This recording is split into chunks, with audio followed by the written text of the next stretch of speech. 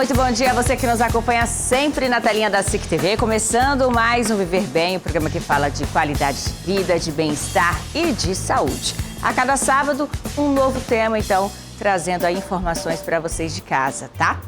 E o câncer de pulmão é o segundo mais comum em homens e mulheres no Brasil. É o primeiro em todo o mundo desde 1985, tanto em incidência quanto em mortalidade. Cerca de 13% de todos os casos novos de câncer são de pulmão. Por isso, o mês de novembro é tão importante para dar atenção a esta terrível doença. Novembro Branco é o mês da campanha da prevenção de câncer de pulmão. Então, o Dr. Everton Beltrame está aqui para nos ajudar a esclarecer melhor sobre prevenção, cuidados e tratamentos disponíveis hoje. Ele é o nosso convidado e é muito bem-vindo. Tudo bem, doutor? Bom dia, Renata. Bom dia, satisfação em recebê-lo em meio a uma campanha importante, né, o Novembro Branco. É importante, Renata, pela dimensão que se tem, né, não só em relação ao câncer de pulmão, mas ao hábito tabágico que está extremamente ligado ao câncer de pulmão e ligado a outras doenças relacionadas ao tabagismo que matam muito mais do que o câncer propriamente dito, o câncer de pulmão. Então, o tabaco, ele continua sendo o pior vilão dos pulmões. É o vilão da história. É o que a gente diz, a melhor prevenção do câncer de pulmão é a cessação do tabagismo, né, que ele contribui com 85% dos casos de câncer de pulmão. A pessoa ou é fumante ativo ou já fumou em tempos atrás ou é fumante passivo. Entende? Porque o tabagista ele tem 15 vezes mais chance de ter câncer de pulmão do que uma pessoa que nunca fumou. E o tabagista passivo ainda tem 4 vezes mais chance de ter câncer de pulmão do que uma pessoa que nunca fumou. Está aí a dimensão do problema, né, em nosso país. Existiram várias campanhas e inclusive teve legislação no passado aprovada no Congresso Nacional, mas não foi regulamentada, que inclusive o autor foi o senador Tião Viana, na época, que era para ter a proibição da produção do tabaco no país, em função da dimensão e do prejuízo que ele causa ao sistema previdenciário brasileiro. Porque não só o câncer, mas as outras doenças, como a doença broncopulmonar obstrutiva crônica, que causa em média de 4 a 5 internações por ano desses pacientes e afastam eles da vida produtiva ativa. Então isso causa, para o nosso sistema de saúde, causa um custo muito elevado. Tá? Já que a gente está falando justamente sobre essa questão do tabaco, doutor, em meio a uma pandemia do novo coronavírus, que atinge principalmente o sistema respiratório, pode ser um agravante a mais para esses pacientes? Com certeza, Renata, porque esses pacientes tabagistas crônicos, eles já têm uma perda funcional, né, da sua capacidade ventilatória. E o Covid-19, ele atinge especificamente o sistema respiratório. Então, é um somatório em cima, né, do paciente tabagista e do paciente com câncer. Piora mais a situação, porque ele já tem uma doença relacionada ao tabaco, ele tem uma doença maligna associada que causa uma diminuição da imunidade local, e se ele está em tratamento quimioterápico ainda piora, porque há uma diminuição maior, mais acentuada da imunidade desse paciente. Então ele fica mais suscetível ao óbito do que uma paciente que não é fumante ou não possui doença relacionada ao tabaco. A gente pode afirmar, doutor, que o número de fumantes, ele vem diminuindo nas últimas décadas no nosso país? Vem diminuindo. A partir dos anos 70, né, começou as campanhas mais acentuadas referente ao combate ao tabagismo. E de 2000 para cá, diminuiu a incidência do índice tabágico no homem e de 2005 na mulher. Incrível que pareça, no Brasil a mulher fuma mais que o homem. Então há um decréscimo da mortalidade gradativa, o decréscimo é maior de 3,8% ao ano no homem, e na mulher o decréscimo é um pouco menor, porque ela tem o hábito tabágico tem diminuído o consumo de 5 anos mais tarde em relação ao homem. O senhor acredita que isso esteja relacionado diretamente às campanhas? Está relacionado diretamente às campanhas e muito também, isso com certeza, né, e muito também a percepção dos próprios pacientes né? Quando verem um paciente em situação grave de falta de ar, de dispneia, que vê como é difícil a qualidade de vida desse paciente nessas fases dessas doenças mais avançadas, tanto do câncer como da doença broncopulmonar obstrutiva crônica, que causa uma limitação funcional extremamente grande, que o paciente muitas vezes não consegue em casa nem sair do leito para ir ao banheiro, que ele já tem falta de ar. Então esses pacientes começam a refletir sobre sua qualidade de vida, né? E tendem a diminuir o hábito tabágico. A gente tem hoje em dia no mercado, doutor, também o implemento aí de vaporizadores, de cigarros eletrônicos, a questão do narguilé. Isso também influencia para este número de pacientes com câncer de pulmão? Influencia. Tanto o narguilé como o cigarro eletrônico já tem trabalhos bem específicos na literatura que causam também os malefeitos, né? E estão já relacionados, né, à incidência aumentada de câncer de pulmão nesses pacientes que têm o hábito do uso do narguilé e do cigarro eletrônico. Tem como a gente traçar, doutor, um perfil de fatores de risco para o câncer de pulmão? Tem, assim, o estilo de vida, então, é muito importante, que tem o hábito tabágico, tá? Então, esses pacientes normalmente são pacientes que têm uma idade um pouco mais avançada, de 55 a 70 anos de vida, que fumaram, né, em torno de 20, 30 anos, uma carteira de cigarro por dia, tá? Ou fazem o consumo de narguilé, ou têm uma atividade profissional relacionada a fatores de risco, como pessoas que trabalham em mina de carvão, trabalham com asbesto, trabalham com níquel, cádmio, urânio, né? Então essas pessoas têm uma tendência maior a ter câncer de pulmão. Bem como tem o fator familiar também genético associado, que em pacientes que têm histórico familiar de câncer de pulmão tem uma predisposição mais acentuada a ter futuramente essa doença. Temos uma classificação entre homens e mulheres? Quais são os mais acometidos? Normalmente, assim, não existe uma diferenciação muito grande quanto o homem e a mulher. A gente sabe que no homem é o segundo em incidência, perde para o câncer de próstata, e na mulher perde para o câncer de mama e colo de útero e colo e reto, né, aqui no Brasil. Mas ele é, em mortalidade, o primeiro em ambos os sexos, né? Quer dizer que cada paciente, de cada 100 pacientes, somente em torno de 18% desses, ou seja, 18 pacientes de cada 100 acometidos por câncer, vão sobreviver 5 anos, embora haja tratamento. Existe prevenção para o câncer de pulmão? Existe, doutor? Já que está intrinsecamente relacionado ao hábito de tabágico, a melhor prevenção é parar de fumar. E evitar que outras pessoas também fumem no próprio ambiente, no ambiente familiar. Essa é a melhor prevenção, já que 85% dos casos tem relação com o hábito tabágico. Somente 15% dos casos não tem relação com o hábito tabágico. Então, a melhor prevenção é parar de fumar. A gente tem um percentual bem pequeno, né, que não está relacionado diretamente ao tabagismo. Certo. Outros hábitos, como estilo de vida mais saudável, alimentação mais saudável, atividades físicas, há algum tipo de estudo que demonstre uma efetividade relacionada diretamente? Ou quando a gente fala em qualidade de vida, a gente fala num perfil geral de saúde? Renata, a gente sabe que todo o estilo de vida, a melhora da qualidade de alimentação, a melhora do estado de vida, atividade física, isso tudo melhora a capacidade ventilatória e isso melhora a imunidade. O paciente com uma imunidade boa, ele tem uma melhor condição de resposta a qualquer agressão ao seu organismo. Mas tem alguns estudos relacionados ao excesso ou a falta de vitamina A. Tá? Mas é uma coisa assim meio que não se sabe se o excesso causa maior problema ou se a falta de vitamina A causa um problema maior relacionado ao câncer de pulmão. Certo. Doutor, é importante neste tipo de câncer a detecção precoce? Renata, sem dúvida nenhuma, em qualquer tipo de câncer, o tempo é importante, porque ele tem um tempo de iniciação, de proliferação e desenvolvimento e metastatização da doença, ou seja, de disseminação da doença. Então, o câncer de pulmão, normalmente, ele é assintomático no início.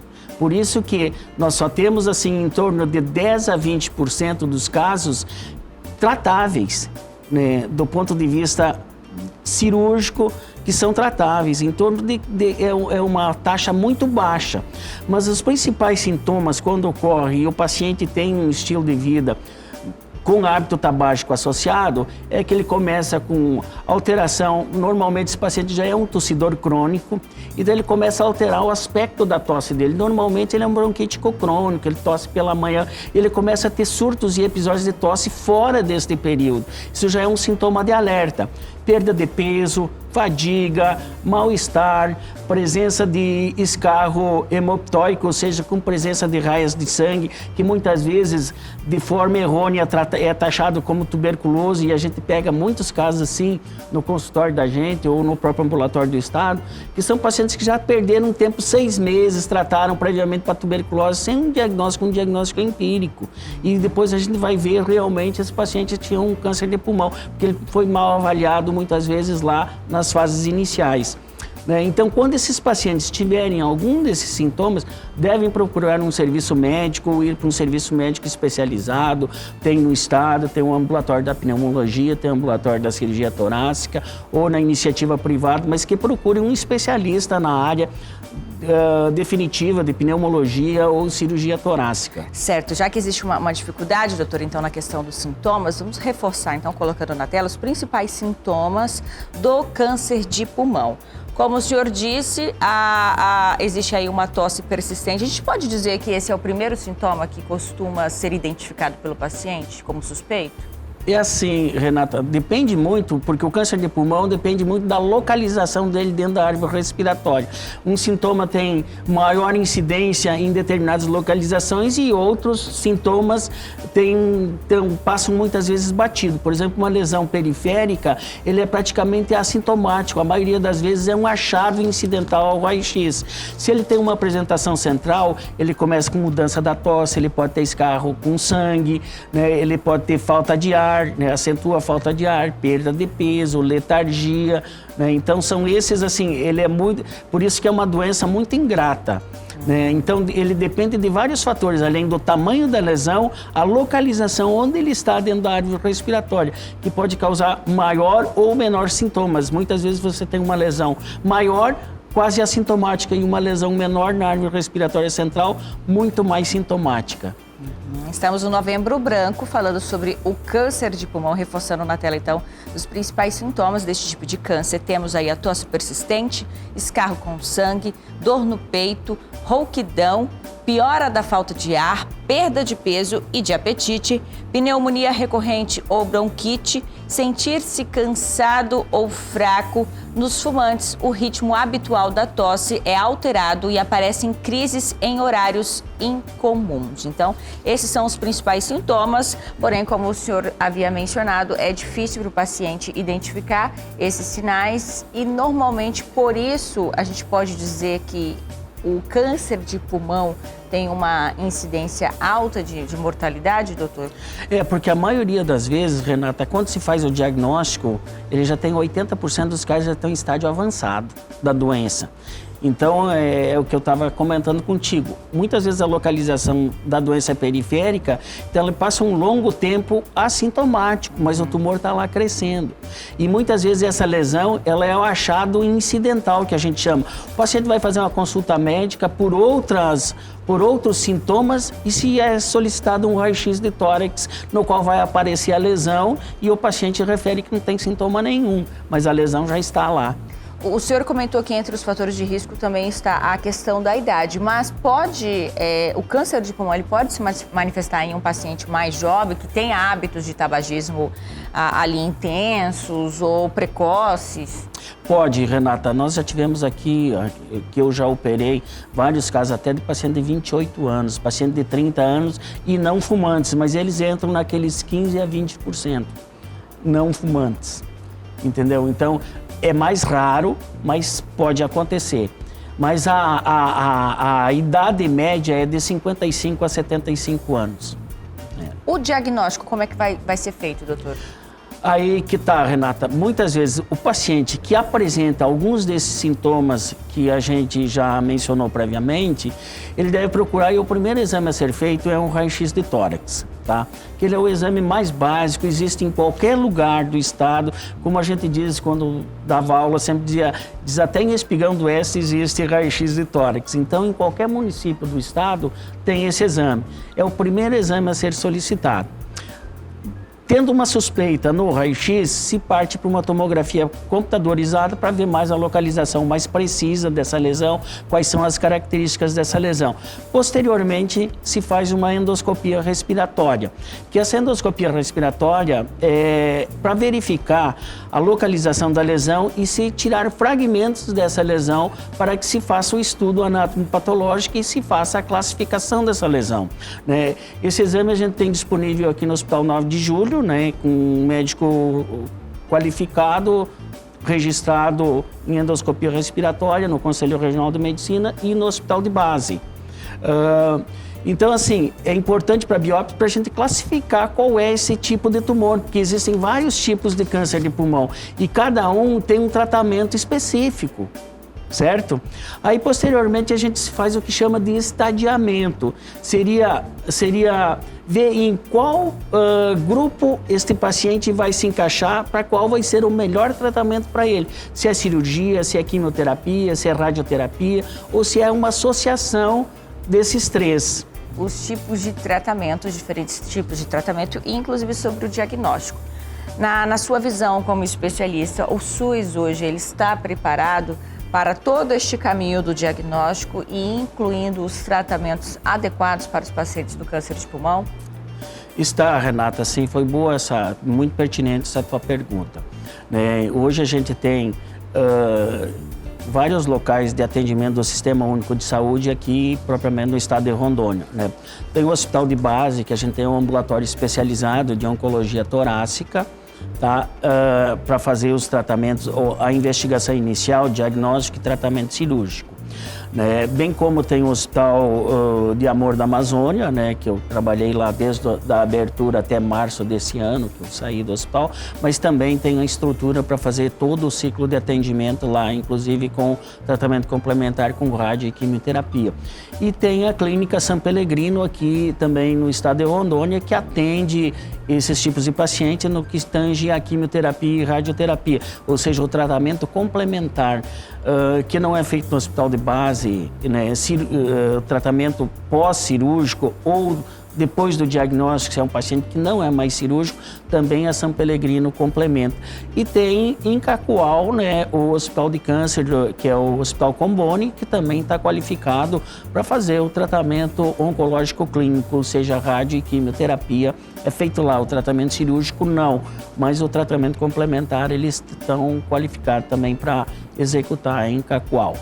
Em quais casos, doutor, o tratamento cirúrgico vai ser o mais comum? Tem como a gente definir? Assim, Renata, o tratamento cirúrgico é o tratamento que tem a maior efetividade de cura desta doença quando ele for passível.